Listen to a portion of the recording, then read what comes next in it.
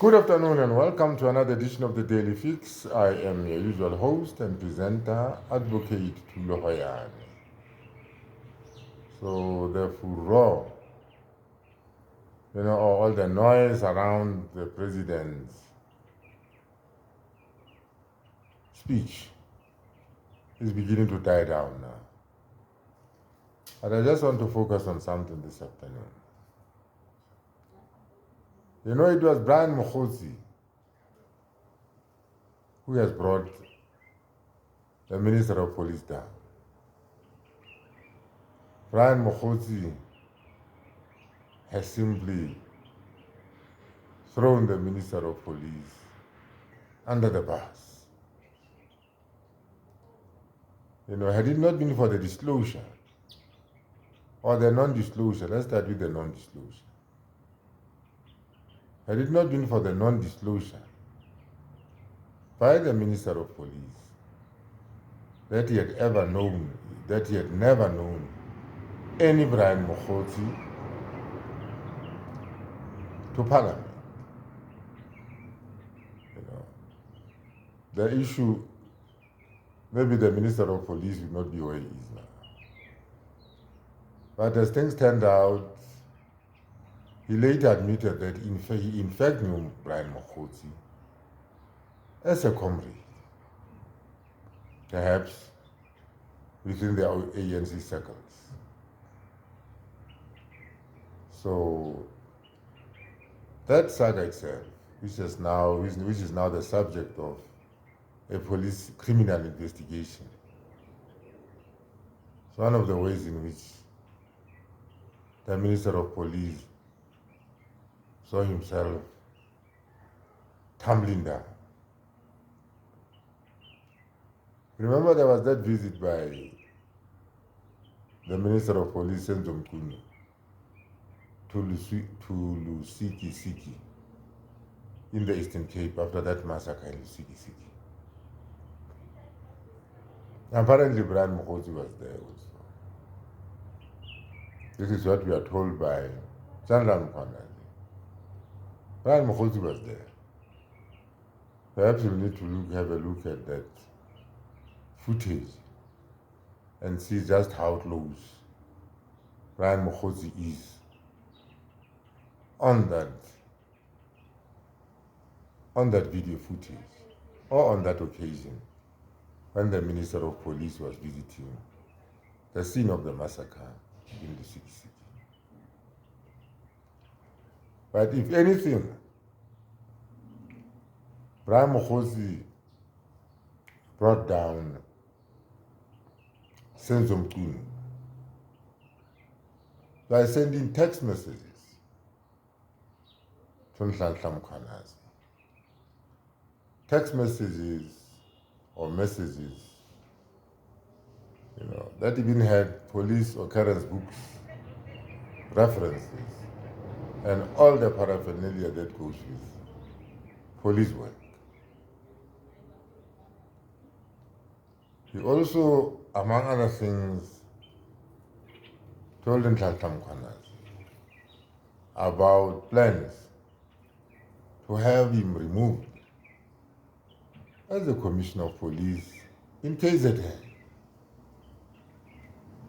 These are the sort of things that raise the red flag for Mkhwanazi. How could this person, who is outside the structures of the police, privy to information that only a police officer would be privy to? So it wasn't Mkhwanazi's worry about what is going on with Brown Mogotsi that, among other things, precipitated that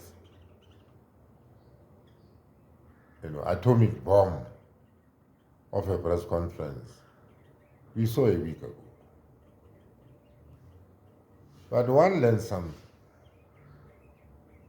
Brian Mogotsi, with time, was becoming more and more brazen. was now coming to the fore, and he could accompany the Minister of Police, to Lusiki to that murder scene. When the Minister of Police was on official duty, and Brian Mogotsi does not form any form. I mean, is not in any government department, or does not form any part of the structures of government. In other words, he is outside government, and he had no business being in Lusiki with the Minister of Police. But shows a bond between the two people. Another shocking disclosure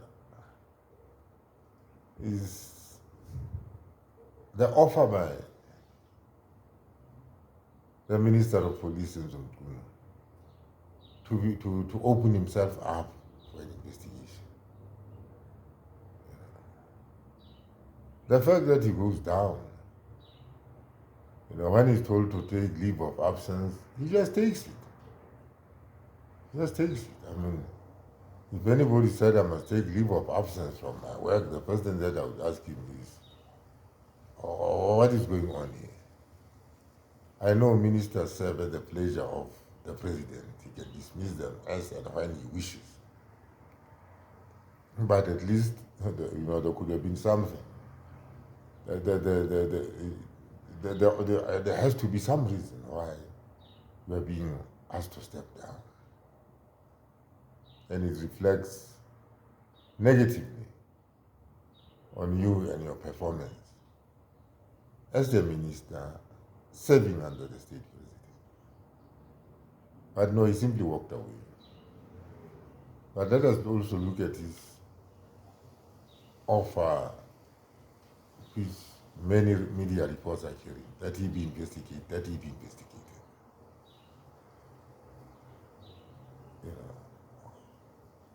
There's no smoke without fire. Let him be investigated.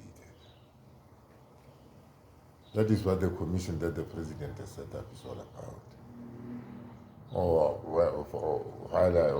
While my own position is, I don't think that commission of inquiry was under circumstances necessary, because Mkhwanazi has provided hard evidence. All that had to happen was, for all the relevant law enforcement agencies to get to work and make arrests, not to go the route of a commission of inquiry, as if we are still fishing in the dark for something that, whose nature we still have to establish, and that sort of thing. We know who is involved in doing what. Mkhwanazi is a hands-on police officer. He's not your conference attending type of policeman. He's on the ground. When he says people are involved in corruption, when he says there are, criminal syndicates, drug cartels out there, and many people are doing the bidding of the drug cartels and all the other criminal syndicates. The man has got evidence. So this afternoon I also want to bring up that thought to you that, Brian Mogotsi got so brazen and literally did not only throw SENZO MCHUNU under the bus, but he ran the bus all over him. And I don't see SENZO MCHUNU recovering from this one, unless, of course, some kind of political deal is struck. Because in the past we have seen ministers just get reshuffled to another portfolio if they are involved in shenanigans of one sort or another in one ministry. They then get, simply transferred to another ministry. So I think this is what will ultimately happen with SENZO MCHUNU. So this is where we are with this saga. But we need to urgently investigate who Brown Mogotsi is. That's what makes him tick. That's what makes Brown Mogotsi tick. You see, because when by way of a commission of inquiry, it's a commission of inquiry. That is why I've never had any faith in commissions of inquiry. It's a long route. It alerts wrongdoers. For instance, as I speak now, or when that announcement was made by the state president that there's going to be a commission of inquiry, no documents have been attached, no electronic records have been seized, nothing. You see, so it gives all the wrongdoers all the time in the world to re-strategize and start shredding evidence, both in physical files and even the electronic evidence that might tend to implicate them in any wrongdoing. It is a tedious process, unlike an investigation undertaken by this hands-on fellow called Mkhwanazi. Mkhwanazi would simply go for these people, get them arrested, put them in court, and so the chariot moves on. And well, that is the way it is. But SENZO MCHUNU only has himself to blame. Brown Mogotsi just came too close, and he just became too bold. That is why the Minister of Police finds himself where he is today.